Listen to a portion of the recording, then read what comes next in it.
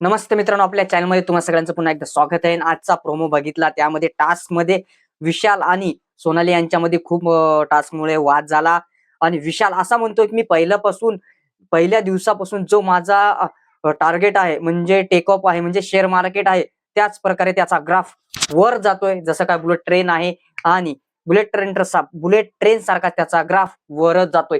त्यामुळे सोनाली बोलते की तू बुलेट ट्रेन सारखा जरी तुझा ग्राफ बरोबर आहे, पण तो ग्राफ दुसऱ्याच्या पाठीवर बंदूक ठेवून तू चालवतोस, म्हणजे बाकींच्या मुलींच्या खांद्यावरून बंदूक चालवण्याचं काम विशाल करतोय. तू कुठेही समोर दिसत नाहीस, असं सोनालीनं म्हणलेलं आहे.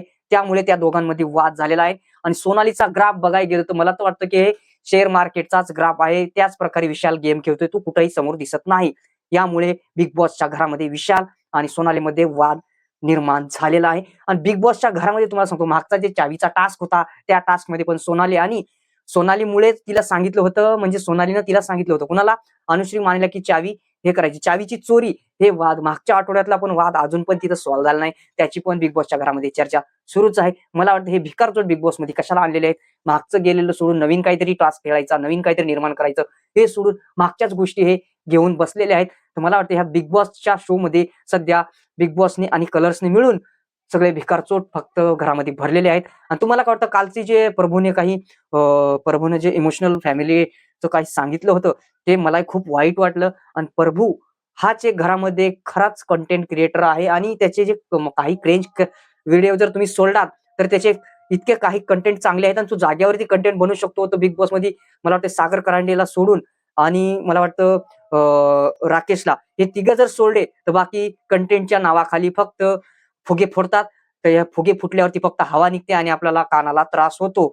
असंच सोनाली आणि रुचिता पण करते. हे दोघांना मला वाटतं भांडायलाच आणलेलं आहे बिग बॉसच्या घरामध्ये. आणि तुम्हाला एक मुद्दा सांगतो, भारतामध्ये काय चाललंय? किती रिएलिटी शो येत आहेत. अरे आम्ही काय करायचं? रिएलिटी शोज बघायचं. तुम्ही पैसे छापणार, आम्ही तुमचे डोळे फाडून टीव्ही बघणार, मोबाईल बघणार, सगळं बघणार, त्याच्यावर रिव्ह्यू देणार, सगळं हे करणार. आमचे डोळे खराब होणार, आमची हालत खराब होणार. रिएलिटी शो इथं 17 माणसं हँडल होत नाहीत आणि द 50 हा शो येणार आहे, सुरू झाला आहे. तर या शो मध्ये 50 सदस्य येणार आहेत. त्यामध्ये तुम्हाला सांगतो, निक्की तंबोळी आहे, अरबाज आहे, असे बरेच आहेत जे आपल्या ओळखीचे आहेत. मराठी बिग बॉस मधले आहेत, हिंदी रोडीज मधले आहेत. खूप मोठा व्हिडिओ होतोय तुमच्या, सॉरी, खूप मोठा व्हिडिओ बनतोय. पण तुम्हाला द 50 शो जर बघायचा असेल आणि त्याचा रिव्ह्यू वगैरे काही पाहिजे असेल, तर आपल्या चॅनलला फॉलो करा. ते व्हिडिओ पाहिजे असतील तर मला सांगा, तरच मी टाकेल, नाही तर नाही टाकणार. तर मित्रांनो, आजच्या भागात काय गोंधळ होईल ते आज आपण बघूया नेक्स्ट रिव्ह्यू साठी. धन्यवाद.